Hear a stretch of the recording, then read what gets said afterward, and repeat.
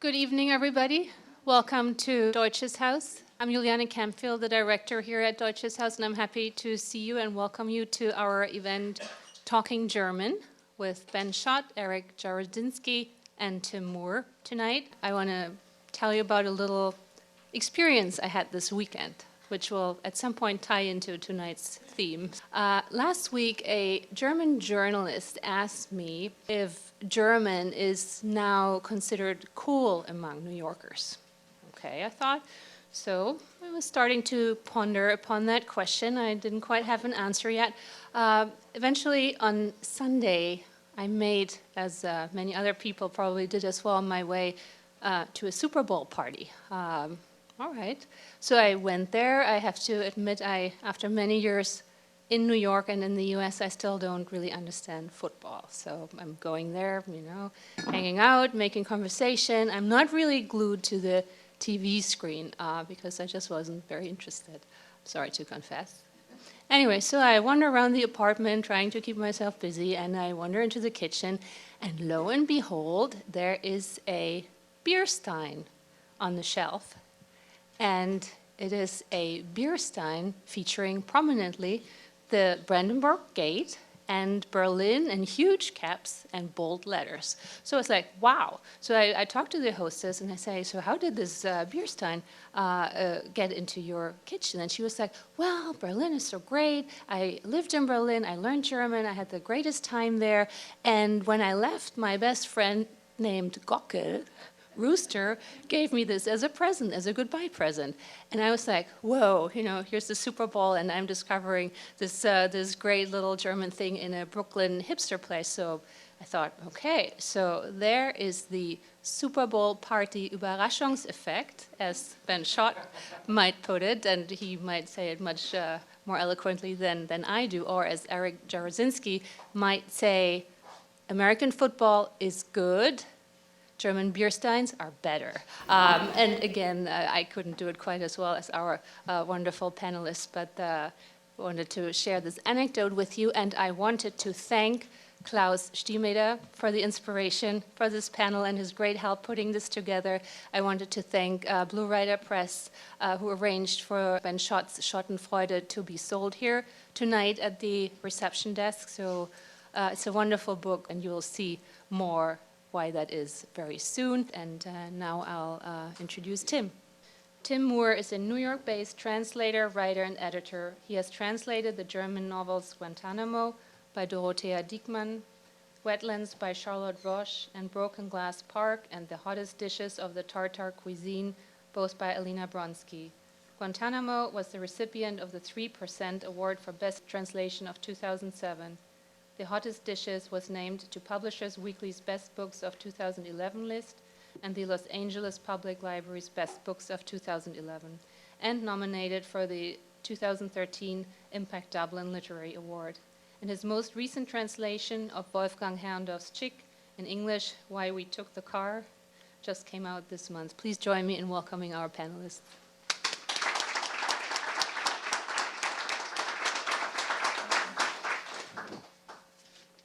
Thanks for coming, everybody, and thanks to Juliana and the Deutsches Haus for hosting us. And we wanted to thank Klaus as well for helping bring us together tonight. I'll just introduce the panelists, and then they're going to each do an introduction of their own projects, and then we can get into questions. Ben Schott is the best-selling author of Schott's Original Miscellany and the Schott's Almanac series. Together, these books have sold nearly 3 million copies and have been translated into 21 languages. His most recent book, which we'll be discussing tonight, is Schadenfreude, which contains 120 new German words to describe inexpressible moments of human existence, such as Entlistungsfreude, which is, of course, the sense of satisfaction afforded by crossing things off lists, Kühlschrankblockade, which is staring at the refrigerator, hungry but unsure of what to eat. Frohsinnsfaschismus, which is the god-awful mediocrity of organized fun. And Überraschungsparty, Überraschungsheuchelei, which is feigning surprise at a surprise party. Born in London, Ben was educated at Cambridge, where he read social and political sciences. After a brief career at the advertising agency J. Walter Thompson, Ben spent 7 years as a professional photographer. He is now a contributing columnist to the New York Times and writes for a variety of other publications and divides his time between New York and London and speaks unexpectedly no German. Eric Jarosinski teaches modern German literature, culture, and critical theory at the University of Pennsylvania. He's found his true calling, however, as the writer and editor of At Nine Quarterly, a compendium of utopian negation on Twitter that now has over 50,000 followers. With a focus on German philosophy, language, literature, and culture, At Nine Quarterly has met with critical acclaim and garnered a broad international following. And a few samples of his tweets are, thank Goethe, it's Friday. Until there is truth, until there is beauty, there is, at least, German grammar. There's little a properly intoned Ach can't solve. In German, they call despair Verzweiflung. It takes a little longer to say, but worth it. You say tomato, I say hegemony.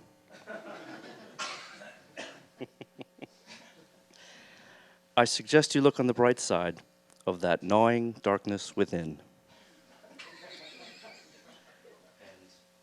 German fortune cookie says, Nein. Eric is currently preparing to exit from academia to embark upon a new career as a professional aphorist, self-described failed intellectual, and cultural critic at large.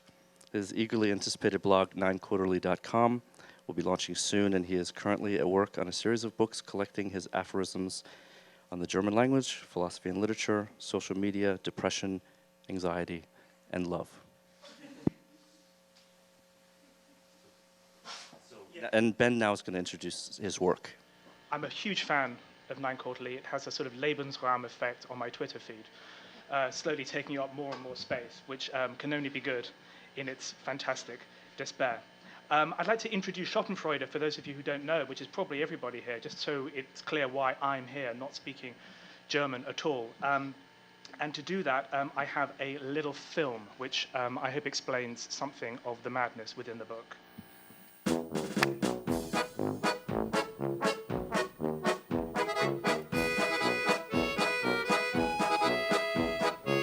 Vernissage-Versuchung.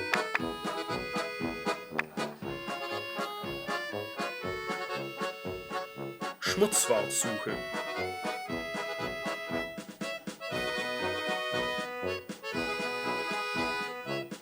Malneid.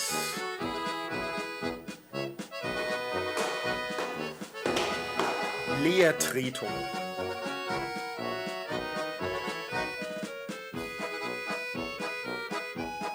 Kissenkühle Labsal.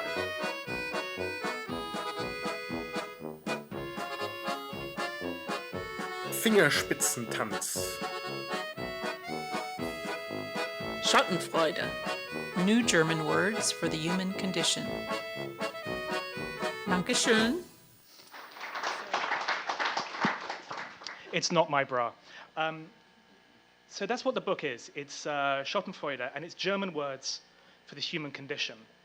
And I think what we'll discuss is that it's as much about the human condition as I think Eric's work is, as it is about German words. I thought I would give some explanation of how this all works. So if we find a word, Speichelgleichmut, which is pretending you haven't been accidentally spat on in conversation. So the idea was to find a sensation that you thought was uniquely you, and it turns out that it's pretty universal. And not only that, now there's a German word for it. Another example, Entlistungsfreude, the satisfaction afforded by crossing things off lists. Now, there's nothing new about creating words. William Shakespeare has 1,603 entries as the first author in the OED, from assassination, dexterously, inauspicious, premeditated, suspicious. Creating words is what we do. It's how language evolves, and it's because we need new words or because we borrow words from other languages, but it's often a way of expressing emotions that need to be expressed. And there's nothing new about finding sensations that need to be used. Vita Sackville-West had a phrase called through leaves. And through leaves were small but intense pleasures of walking through dry leaves and then kicking them up as you go. And she had running a stick along an iron railing, crunching thin ice, writing with the perfect pen nib, drawing a cork with a good corkscrew, feeling the sand between your toes on the beach. So there's nothing new about trying to identify moments of human experience that need new words.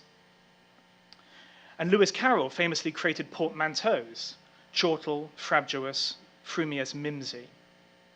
And these, I think you'll agree, are basically quite annoying. These are words that sort of have a meaning and they sort of sum it up, but when English creates neologisms, they tend to be mimsy, they tend to be slightly tiresome. And the technology which creates lots of new words, emoticon, clickbait, listicle, crowdsourcing, these are awful, terrible words. So clearly, when English runs out, it needs to turn to German. The joy of German lies not just in the sound, but in its very formulation. Most significantly, the word structure that demands a mixture of independent, off-the-leash creativity and thunderous literal-mindedness. Captivating. Nigella Lawson said that, boys and girls. So you have to admit, it must be true. And I think we're going to describe why Nigella is right. So as I say, I don't speak German. But I do have one of those hats. The idea was helped by Dr. Oscar Bantler, who can't be here today because he lives in London and wouldn't really come over in the snow. And it dates from a precise moment on the 23rd of June in 2008. And I was driving home with my then girlfriend, now wife, and we were commenting that the journey on the way home seemed so much shorter than the journey on the way there. And he's a mathematician, and I wrote to him to say, and he's obviously German and speaks fluent German, fluent English, and I said, is there a German word, and if not, could you create a German word? And he said, yeah, there isn't a German word, but I can certainly create one. And you can see, this is his little German mathematician's thing. The sign on the way there is shorter than the sign on the way back. And he created Rückreise-Verkreuzungsempfindung, which is return journey shortening feeling. And it was from this moment that I thought, we could create German words for all sorts of useful things that need German words.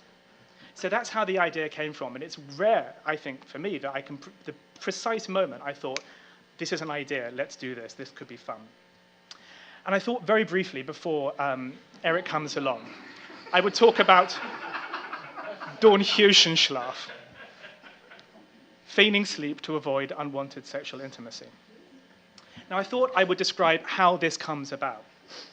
So this comes from Dornröschen, Sleeping Beauty, Thorn plus Little Rose, and Dornröschenschlaf, which is Sleeping Beauty, sleep, then Hirschen, and then Dornröschen, Dornhirschenschlaf. So there's only one letter difference. Now, I think most English speakers, and of course I'm one of them, don't necessarily get the joke. So what I hope is that there are jokes that work in different ways, depending on how fluent you are in German, but also just the very idea of it, I hope, is funny.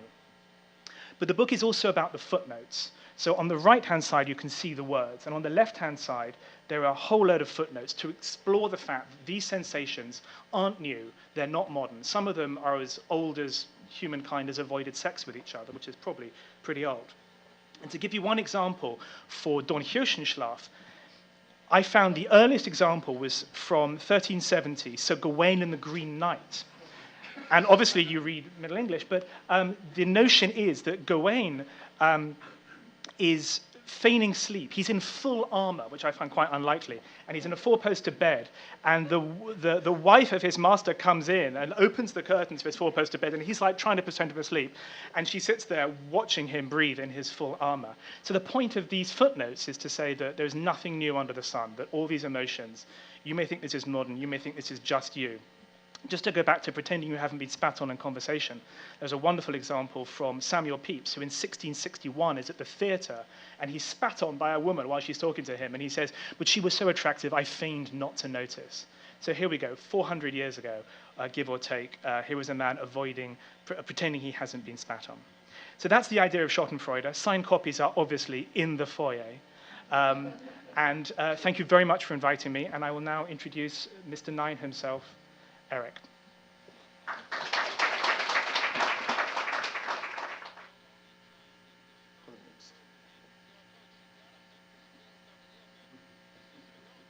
I'm very happy to be here and a big fan of Ben's book. I was not expecting to like Ben's book at all, actually. I thought it was going to be sort of the standard cliches and stereotypes. And of course, that's my business, not Ben's. But I was very surprised to see just the many ways in which, as Ben said, his book is much more about the human condition. And if I were to describe what I do, we talked about this recently, it's something about the inhuman condition that I write about. And it's interesting for me, this is my first time of actually trying to even explain publicly what it is that I do on Twitter. I've never seen human beings actually while discussing this apart from a bit of media. So I'm almost at a loss for how to describe what this is apart from going through a few examples, but I guess I could tell you briefly at least something about the origin of what I do. I guess it began a couple of years ago when I couldn't write. I couldn't write anything. I sat at a computer and I was trying to write an academic tome, and I couldn't, or I didn't want to, or I refused, or something. And I discovered Twitter in that moment, which actually made sure of the fact that I wasn't going to write a book. This guaranteed that. And I went on spending the next 2 years essentially on the path which I'm headed towards now, which is out of academia and towards something else. That something else is yet to be determined. But what I found throughout is just that there is a real resonance, it seems, to a lot of what I've done, and unexpectedly. And I wonder myself how much what it is that I do has anything to do with German, really. I think that, for me at least, I'm writing largely about things that interest me. I'm writing about things I'm thinking about, hear about at any given moment. Sometimes writing about things that I don't want to write about, that I end up deleting very quickly. But I think in general, what Ben has described really is something that I know as well, which is people making a connection to something and making it in a certain instant, a certain flash of recognition of some sort. And in fact, I think that there is something, for me at least, that about Twitter, as skeptical as I often am about it, that has to do with a certain form of truth in that recognition, at least, that I think people appreciate. And it's largely been, for me at least, a process of, I mean, this is obviously what I do is called Nine, right? But at the same time, what I've tried to do with this is to say no to a number of those things that were saying no to me in the sense of sitting there tortured trying to write this book I couldn't write. And finding some way to actually do something with the things that interested me and to make something of it. And to, in a lot of ways, I mean, I don't want this to sound like a inspirational speech, but rediscovered some of the things that made me interested in German literature, philosophy, writing in the first place.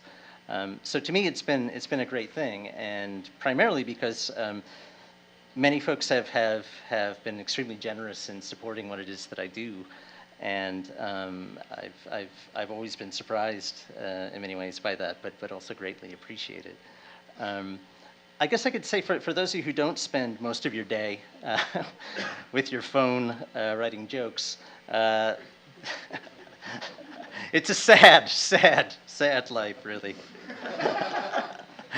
It's very funny to me. I think this is the first time I've ever heard jokes read aloud.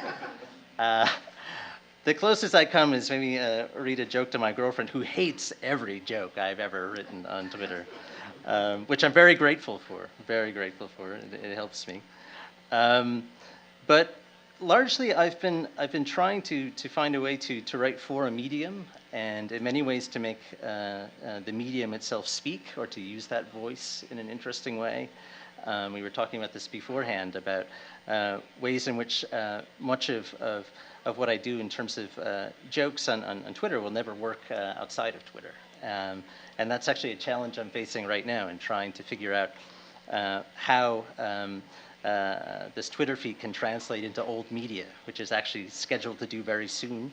I won't spoil the surprise, but something is on the horizon with that. And I'm very curious how it will translate. And I think so far, though, largely what I've found is that, as Ben was talking about himself, this creative act of some form of recognition or identification, especially when you're pointing out something that everyone seems to know, of course, but has not found that terminology for. And I think in many ways what I'm doing is speaking to a frustration that maybe many people have with any number of things, but have not found a way to articulate that. Or at least maybe not found a way to articulate it that is also making fun of it at the same time. I think that for me, one of my biggest problems in my soon-to-be old life as an academic was, in fact, the duty to take things more seriously than I wanted to. There was the reverence that surrounded what to me were, in fact, very irreverent thinkers that I always found very frustrating. And this, for me, at least, has been a way to bring some of that back to ideas that first got me interested in people like Bertolt Brecht, who I was a great fan of many years ago, or Kafka, or certainly many thinkers in the Frankfurt School who I'm interested in, and in a way playing with the aura that's been built up around them, and that's largely been my game here throughout, but it's one that has also taken on very different forms. I guess for those of you who don't know what I do, primarily you just see there's some standard issue puns, some better than others. There are a fair number of jokes about German grammar. The future of Twitter is all jokes about German grammar. There are also well, we have a number of classic joke formulations. There are a number of thinkers or figures walking into bars. There are jokes that have to do with some contemporary German politics at times. Doing more of that. Here we have a suicide joke. Those go over well.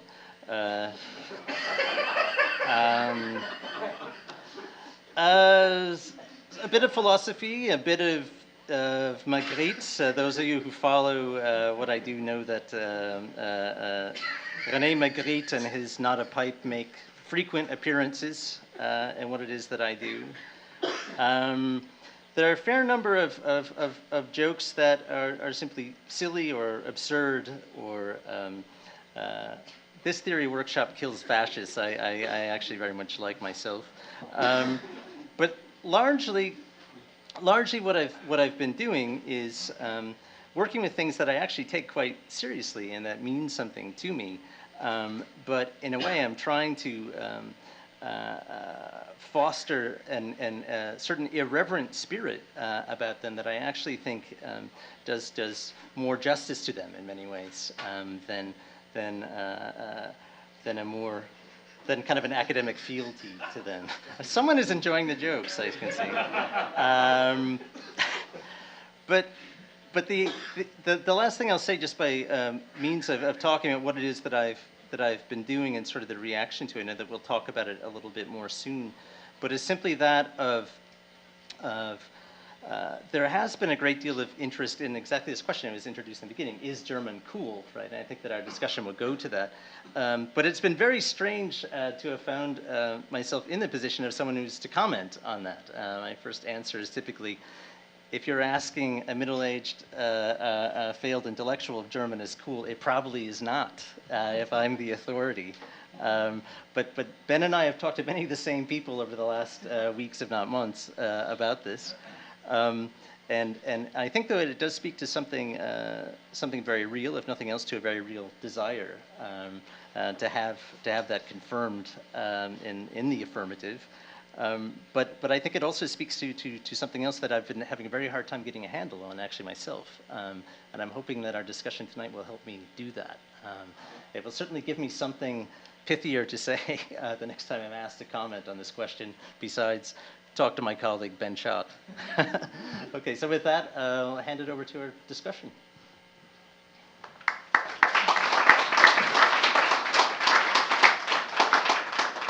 When I moved back from Berlin 15 years ago, I always faced an uphill battle when I tried to explain to people why I was so enthusiastic about German language and German literature and so forth. And so to me, the question, the fact that we're even having a discussion about whether German is cool shows that the battle's been won. And so I just wanted to ask you guys about the way German has become sort of a shorthand for sophistication and the extent to which you guys' work reflects that. Well, I should begin by saying that the idea that German could be shorthand for anything is patently absurd. Further questions? I don't know. As I just said, I'm having a hard time understanding that myself. I actually think that obviously there's a great deal at work in terms of a certain marketing of the cool, at least. I mean, clearly, the fake umlaut is not new. However, there's a great entry if you've not read it on the heavy metal umlaut, which is one of the best Wikipedia entries that I know of. Fascinating. But I would say, in general, there is at least the question that I receive most frequently about this is, so is German really cool, or is it being used ironically? And I guess my answer is usually, well, it's cool because it's being used ironically. And I don't know if that's an adequate answer to that question, but it's one that I've found myself giving. And again, in terms of what I do myself, I think that there are ways in which that has perhaps added to the attraction of what it is that I've been doing. But as I see it myself, it's not about that very much. It plays with that. I mean, what I'm interested in doing is taking something that already has some sort of weight, some sort of gravitas, and invoking it and turning it against itself, which for me is German sort of lends itself to that. I should also add that if you're doing German humor, you're not faced by a lot of competition. Zing. Okay. But I think that in general, what I've sensed at least is very much a certain desire, again, to have that confirmed, while at the same time a fair amount of bemusement as well. And it's given me a great deal of material to work with, and I guess one of the questions that I've always had about this, and sort of a pet theory, is I find that there's a lot about Germany that is a certain stand-in for a type of modernity, at least, of a certain hyper-rational, humorless, potentially quite dangerous modernity. And I find that there are ways in which there's that aspect has actually fueled very much the sort of ironic sense of the cool that's surrounded German. That there is both something very much along the lines of what I've been doing, of taking the weight that comes with German and throwing it around in a little different direction, I suppose. But I distinguish that sharply from the corporate cool umlaut phenomenon, which we're all witnessing, and which also is not new, of course. We've seen that before, but certainly. For me, at least, a question that I've been asked many times, but I'm still struggling, as you can see, to really find an answer for. When you talk about seeing a desire to have that confirmed, you're talking about German speakers, I assume, right? So maybe you guys can both talk about the different reception you get from German readers versus English readers. Just to go back to that first one, I mean, I agree with Eric. I think if you're asking if anything's cool, it obviously isn't. But I think if it is, and I think you have to be a German speaker and possibly German to think, is my language suddenly different in the ears of others? So it's not really something that I think a non-German can comment on. It's a bit like being asked, is it cool to be British? You'd have to ask somebody British for their opinion on that, because they would know the before and the after. I think what is curious about German as a language, especially to a British speaker, and I imagine to an American English speaker, is the tension. On the one hand, it's a very serious language. It's the language of Freud, although Austrian wrote in German. It's the language of Nietzsche. It's the language of a whole host of very serious Middle European thinkers. It's a language that has depth and has solidity. And on the other hand, it's the language of Sprockets from Saturday Night Live, and it's the language of terrible Europop, and it's the language in my country of, most of the words people know in German come from World War II films. I mean, Achtung verboten. I mean, there's a whole host of war terms that is just inevitable part of growing up watching war films almost every night. Okay, that might just be me, but you can... But so there's a tension between a very serious language with real depth that I don't think English has in the same way, and the kind of very curiousness of the umlaut and the way it sounds. And if you talk to English speakers, the number of people who go, "Oh, ich liebe dich," is the most unromantic way of saying "I love you." It's just unbelievable, because they get very guttural and they roll it around their tongue. I'm quite turned on right now. Well, me too. Could you leave us together? So I think that's the tension for me, is what makes it amusing, and what is fun, I think, for English speakers is that we have to turn to German, because somehow German has the answers. It unlocks the soul in the way that, English doesn't. Can you talk about the uniquely playful aspects of German that you have uncovered? German is uniquely playful. In many ways, actually, I think it is true. I find that German is a great language for puns. While saying that, I also wonder what that means exactly. It is susceptible to puns. I find that this is really another aspect about what it is that I do that I take some pleasure in, is that when you're a non-native speaker of the language, as I am, and I started learning German at essentially age 18 in college, I'll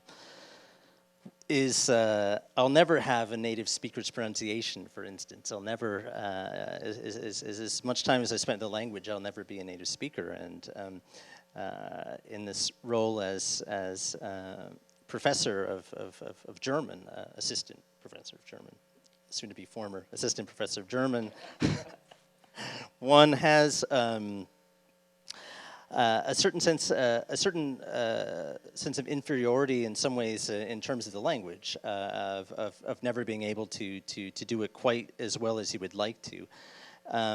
But what you do have, and I think everyone's aware of this, is you see the language differently. However, you recognize things in it that a native speaker doesn't recognize. And that, I think, is something that Germans themselves seem to like about what I'm doing, is that recognition. And in particular, German-English puns do pretty well in that regard, because there is that recognition of something. Of in German, a sunny day is hell, right? I guess that's my own internal voice for my tweets. I've never made it, but I think that's how that must be it. Can I jump in there? I think yeah. That's what's very interesting about Twitter, and just the film I showed. So you show a film and something happening, then you show the word, and then you show the thing, and it's the person who made that film. There's a moment of terror, and like, are people going to laugh? And there's this pause, and then you get to laugh, and that's exactly, I think, how Twitter works, where you see it, and there's that surge of like understanding, and then people retweet, and then people favorite, and it's that emotion, it's that sense of aha, that kind of little eureka moment, which I think is what it's about. It's unlocking, and that's what puns do. It's a puzzle, but it's a it's an enigma that has its answer within itself, like a good crossword clue. A good crossword clue, you know it's right, even if you've got nothing in the grid, because you just know it must be, because the clue has the solution to it. And I think that's what is great about Nine's work, and probably what's successful about the Twitter aspect of it is you see it, you read it, there's that moment where your brain synapses complete the joke, and then you get it, and then you feel it's yours. And there's an ownership to it. And I think that's what Twitter does uniquely, which is why you then retweet it sort of under your name. You're not copying, but you're saying, yes, I associate myself with this. And I think that's uniquely interesting about Twitter. It's a bit like recommending a novel, but that takes ages. Actually, Eric, maybe you can talk about the way, in reference to that way, the way your jokes have evolved over the course of the... Yeah, I guess I could say that it wasn't so long ago, or maybe it was at this point, that Twitter made it possible for you to get your entire archive, everything you've ever written, essentially. And I thought this would be a great bonanza of access to long forgotten jokes that I could readily recycle, and they'd be even better this time. Well, what I discovered is I couldn't use anything. That the way in which I write is extremely different. And in fact, it's written in terms of rhythm and timing, and written for the medium largely. It's and certainly this is, to me, been one of the most interesting aspects for me now is trying to take what it is that I've developed there, because for me it's also become a way of thinking almost, in terms of the type of pauses and the type of connections that I want to make, kind of filling in whatever gap it is that I've created. But I found that now I'm trying actually to write some things that are longer than 140 characters. And though I've experimented with very large fonts, I find that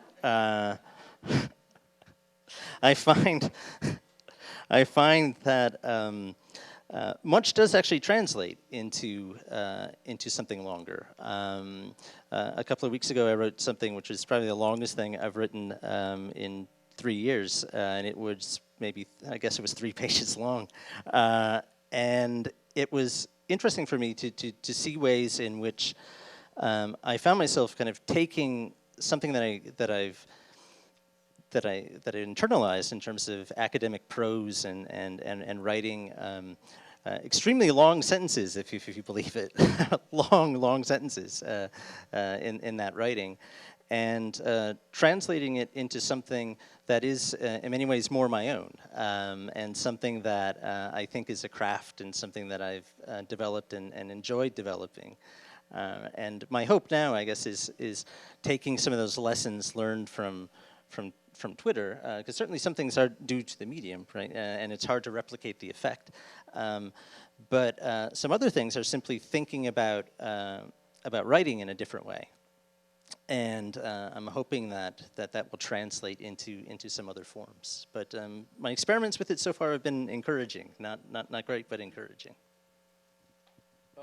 You wrote comedy equals tragedy plus time. German comedy equals comedy minus comedy. So I wanted to ask you both, and this, you touched on this before, Ben, is part of the appeal for both of you about being funny in German the idea that German isn't funny? There are 2 lies that the British tell themselves. The one is that Americans don't get irony. Well, Sarah Palin disproves that. And the second is that Germans have no sense of humor. And it's odd. The Brits are just obsessed with these 2, and I've never quite understood it. The Germans I know have a fantastic sense of humor. It's not our sense of humor, but then nor's French sense of humor, and and nor's American. Interestingly, Brits don't find SNL funny, oddly. It just doesn't work. We don't have the references. Americans find Monty Python funny, but not other things funny. So comedy is a very specific cultural force. I think Brits do find the idea of German and Germans funny. And I think there's something to be said about the compound nature of German words they find funny. They like the idea you can create. They're obsessed with the idea you can create. So the longest word in Schadenfreude is Kraftverstärkt Innenausstattungsneugeruchsgenuss, which, as you know, is a new car smell. And they love the idea that you can basically create these compound words ad infinitum, ad nauseam. And so I think they find the structure funny, and I think they find the umlaut funny, and I think they find the gutturalness funny, but yet they don't think the people are funny. And I hope if Schadenfreude does anything, it maybe disproves that, but that's my goal. Yeah, I would say about the same thing. And I mean, the example that you gave, I mean, is just one of the things that I do with that perception, I guess, which is one of a few things, I guess. One is pushing it to a certain extreme, the cliche, and the other is working against it very deliberately. In fact, the jokes that I like most are making jokes about things, saying things in a way that I could imagine none of my German friends ever saying.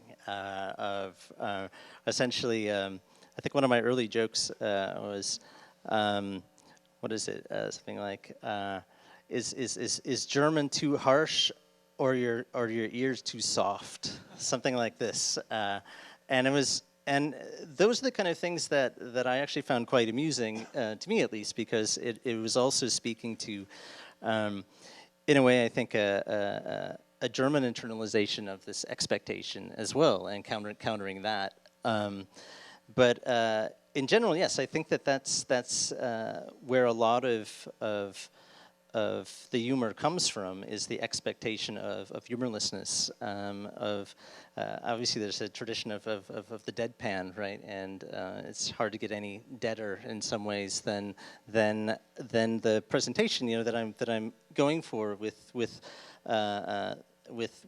nine sort of being the ethos and a frowning Adorno as the figurehead.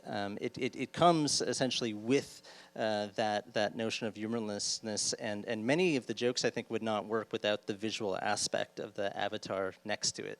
But I think it's that combination, that tension that this really lives off of. Should we open up to questions now?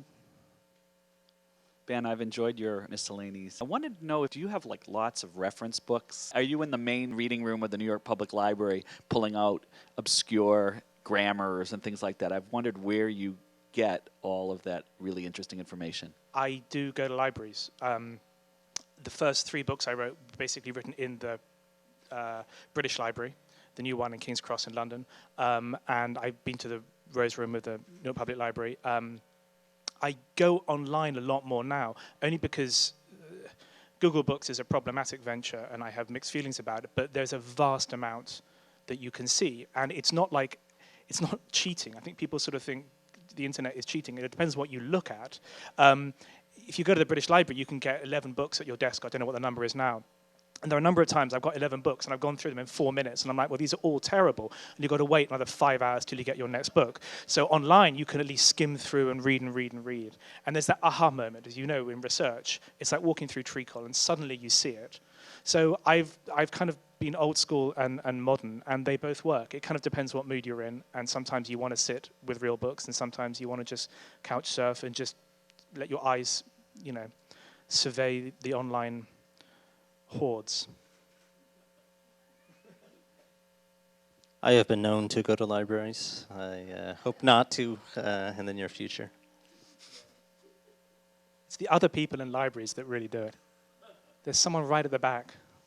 I'm a huge fan of Nine Quarterly and really excited that you're here. When I first started following you, I thought it was funny, but then also I sometimes thought it was a little offensive, and I wonder, I mean, but it's like when you follow your account for a long time, it's really funny, but I wonder how often do you get in situations where you're like, oh crap, I shouldn't have said that? Or like, and also, do you think a native speaker, a German, could actually run a Twitter account like you do? Because, I don't know, we always feel embarrassed about our history and about certain things, so just want to hear your thoughts on that. Yeah, thank you for the question. Actually, no, I don't offend people very often. Honestly, I don't. And in fact, that's also not something I'm trying to do. Very much I'm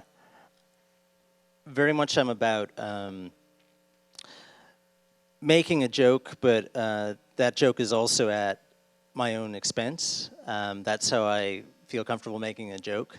That in many ways, what I've had Germans themselves tell me is that they like this a notion of what they call what was it? Someone they should be a German word for it, but they call it something sort of liebevolle Kritik, right? Sort of some tradition that I've been told it just doesn't seem to exist in the same way here. That you can. Because if you follow what I do, I mean, you know that I'm as critical of American political stuff as I am of anything German. That I'm as interested in making fun of American misunderstandings of European culture, you know, as I am of anything I'd poke fun of in Europe or in Germany. So I actually have not had that happen very often at all. What I do have, I get a lot of people explaining my jokes to me. A lot. That happens kind of frequently, and that I also find funny. But that happens. That happens a lot. I write, probably the thing that causes the most offense for what I do is that I write too much. And Germans have a different way of reading Twitter, I've found, in general. This is terrible, I mean, to confirm any number of cliched notions that have been floating around, but you are going to read every tweet in your timeline. Even if you're going to hate, you know, that idiot, you know, who's filled up my timeline, right? I'm going to read it all and hate him even more with every one of these. I get a lot of objections because of volume, rather than content. But otherwise, no, not really. I mean, I would also say, I mean, you mentioned the war. You'd be very careful about that. I mentioned it once, but I think I got away with it. Yeah, but those are actually things that I'm not even very interested in making jokes about, or that. I mean, I get a fair number of people kind of essentially sending things at me that will be kind of Nazi jokes or sometimes even Holocaust jokes or something, and that's just not something that I want to do or just be part of. So and for many reasons, but one of them is also just that it's very predictable, and there are ways in which I'm playing with that predictable joke in what it is that I'm trying to do. You don't have to tell, you don't have to mention the war to mention the war, and in fact, it's funnier if you don't. So I think that that was a very long answer, but I do not cause much offense, but the volume does. I just had a question for Ben. I know that you're not American, and I don't know if you're familiar with Sniglitz. There were books, but it was a guy on, I think it was an HBO show called Not Necessarily the News, and there was always a little section where he'd be like, I'm making up new words, and it's just very, I can't say it's funny at all, because I don't know anything about it for the past 25 years, but it's very similar. There's a relentlessness to Nine, which I think makes it work. I think if you tweeted once a day, it wouldn't be funny. You almost need to be beaten into submission. And there's something about the book is that, you know, there's a critical mass where they're funny. And the other thing that I think is similar is that they're not mean-minded, even though some of them, mine and some of Eric's, are difficult. I mean, it's not all the words in the book are funny. I've got words like Unsterblichkeitstod, which is intimations of mortality when your last remaining parent dies, in that sense that the ceiling has been removed and in the natural order of things, you're next, which in some ways I hope all of us feel because that's the natural order. But it's a terrible thing to experience. So not all of them are serious, but what's I think true about both of them is that they're not mean-minded. They're not exclusive. They're like, have you seen this? And there's a kind of urge to share. And actually there's a warmth to them. Even when they're being difficult, they're come on in, the water's lovely, rather than we're sort of from a high position of scathingness. So I think that's probably, the more I think about it, the more I think we're the same. We've been talking a bit about the question of, excuse me, is German culture cool? So, Eric, you have 50,000 followers, so it's at least a little 52. bit cool. 52,000, excuse me. So it's at least a little bit cool, but I'm curious to know a little bit more cool to who. Of course, with this many followers, you don't have time to interact. I understand with Twitter, a lot of them are passive. But I'm curious if you can give us kind of a demographic of what your followers are like based on your interactions. Are they Americans? Are they German? Are they humanities PhD students who are disaffected? So I'd be curious. Or, it's something I wonder about myself. I know that there actually are tools, Twitter tools. I mean, you can go to websites and you can map your followers. And when I last did that a few months ago, there were people in 150 countries, and that's kind of amazing. It's something that for me has actually been much of the fun. Is that when I've traveled places, I've often met up with people and or just been in somebody's town. I was in Germany in the fall briefly, and I was staying in Darmstadt somewhere, and some joke about some shopping center, whatever, and it didn't take long. There were people in Darmstadt following this. It's like, hey, Neun Quarterly ist in Darmstadt, Have you been to Ulm? I went to Ulm. They were very excited in Ulm. I've only been Ulm. In Ulm to Ulm. But they, but also just I found that widespread. But I think the way the numbers kind of break down is almost equal parts American and German. The UK is next, I think. The Dutch. You've got a Dutch following, don't you? Yeah, yes, and then a whole lot really after that. Making up probably a good third are little slivers of many, many different places. And a lot of it, it's interesting to see, just comes about by chance. I'm big in the Philippines. I'm not bragging. I'm big in the Philippines. And that is just by chance. There's a Philippine musician who liked what I was doing, an enormous follower count, and kind of introduced me to that audience. And a lot of these things happen that way. So it's of course a network, but one that's unpredictable and kind of hard to know in many ways. But I think if I had to say in general, a lot of academics, but also people who like Zeppelins. People there for politics. There are at least 4 or 5 different things that people are there for. But I think that in general, some connection to German or to the language. Some people must have a lot of patience to deal with, because obviously I write primarily in English, but there are sometimes a fair amount of German, and people don't speak. There are a lot of people who don't speak any German, and they will tolerate, being beaten into submission, not only by a vast quantity of tweets, but a vast quantity they can't even understand. So it's kind of hard to get a handle on, and it's changing all the time. But I would say in general, younger, educated, culturally interested, very depressed people.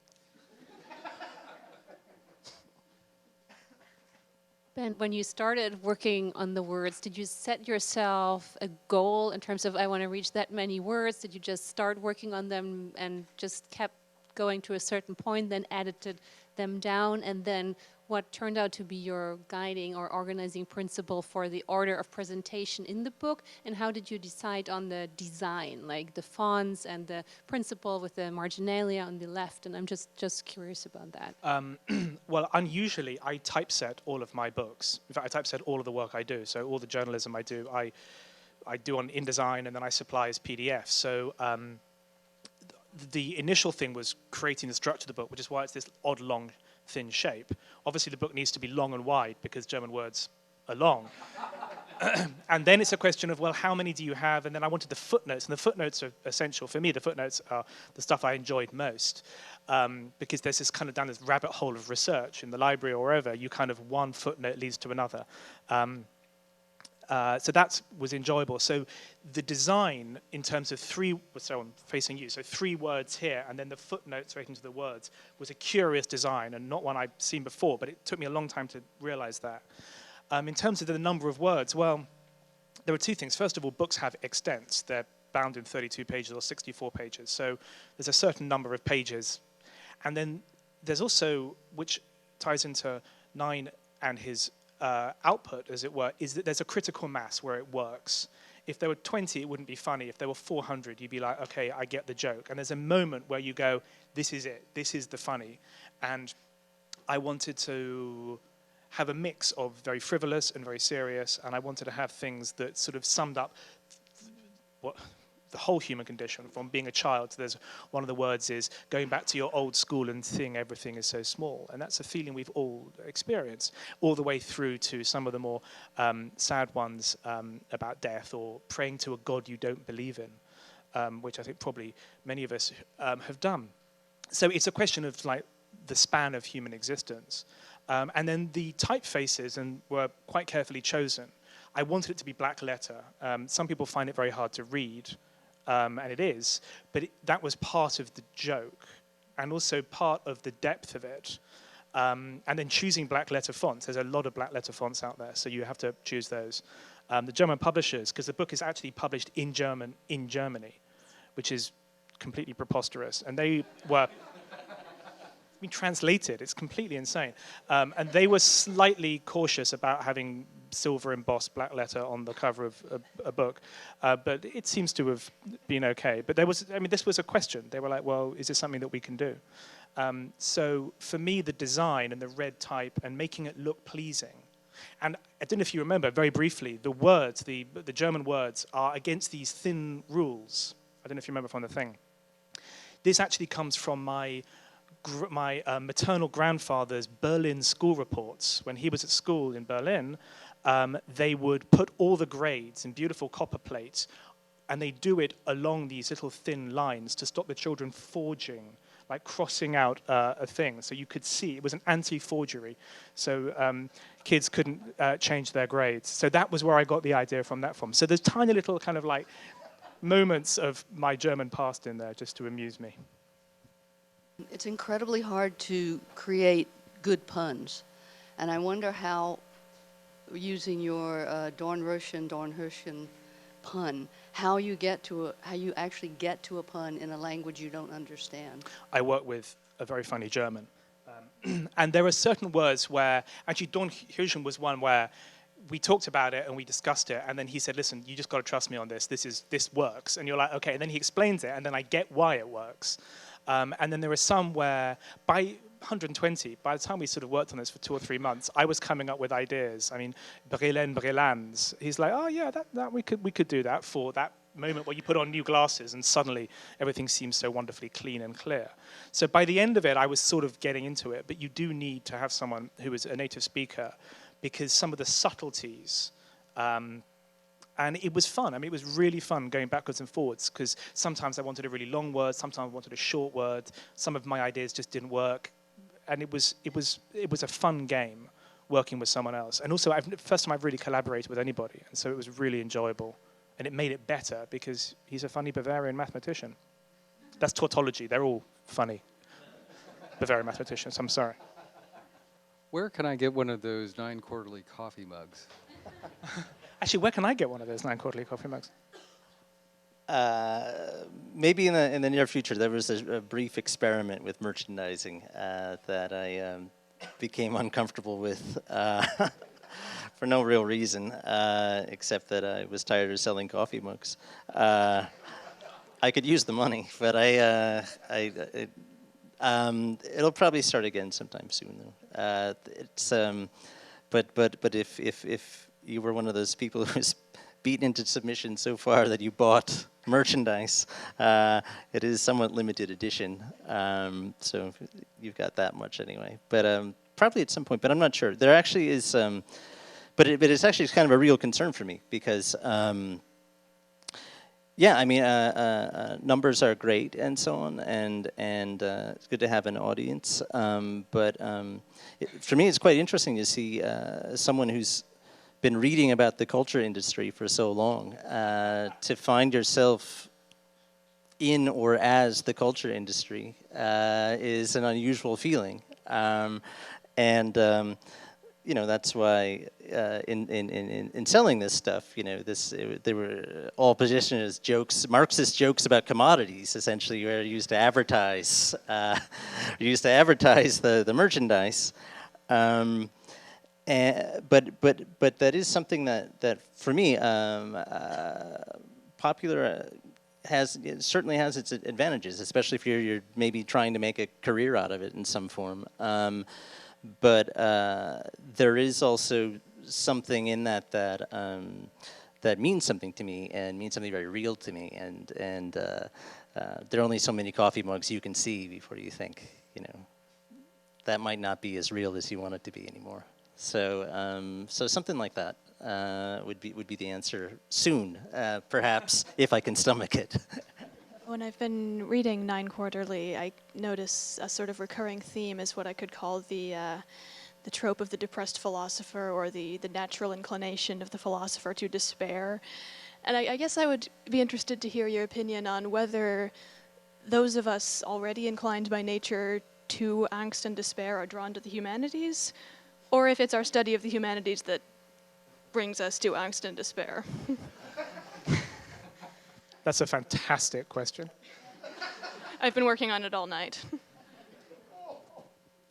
Yeah, I don't know, because I both started and ended there. Touché. I'm not sure. I don't know. I think that, a little of both. But yeah, that is a recurring theme. I mean, it's a recurring theme of my life. But that's okay with me as well. I mean, there is, for me, an aspect of this that it's certainly not therapy. I mean, let me see if I can remember my own joke. If Twitter is your therapy, I don't want to know about your illness. Something like this, something along those lines. But I do think that that certainly. Part of this utopian negation, sure, it's just a silly formulation, but for me, it's also about all of those things that marketing, fake umlauts, whatever, coffee mugs, would say, you know, give you this fake yes. I mean, this is a no to that fake yes, and in many ways, that's what that thing about despair is about. I've actually moved away from that hashtag, even from the word, because I found that it had lost something for me. Despair is not what it used to be. Do you think that Mr. Nine will ever make a physical appearance as like maybe a stand-up comedian, or okay? Sit down, comedian. Yeah. No, I don't think so. I think that I'm very happy writing, and actually only very happy writing in a very specific way, which is on my phone. I've never written a tweet on a laptop, ever. I think it puts me right back in my old position of not being able to write. I think that the touch screen is an incredible thing that changed everything for me. The iPhone changed everything for me, advertising. Just in the sense that I would never ever have done this if I had to stay in one place to do this. It's because I can, you know, I'm one of those very annoying people, you know, now who walks down the sidewalk and, you know, not looking where he's going, you know, because I got this, you know, awesome Hegel joke, you know, that I must tell immediately, right? I must finish writing this joke immediately. But this is the thing, is that it's if it weren't for that mobility of it. No, I'd never do it. I'm not someone who spent much time at my computer unless I had to in the past. So the fact that it's both kind of a different physical experience of writing, and that it's mobile, and that a lot of it is, you know, time on the bus or on the subway or whatever it happens to be, that the performance for me is in the writing, and I think about the performance of the writing. This is very weird for me to be here. I mean, I don't know who I am sitting here right now. It's very odd because this sets off all of my panic reactions of an academic, but I'm not here necessarily as an academic. I actually feel much more comfortable in my fraudulent role online, to tell you the truth. So I don't really see that happening. Thanks very much, everybody. There are books in the back. Thank you very much.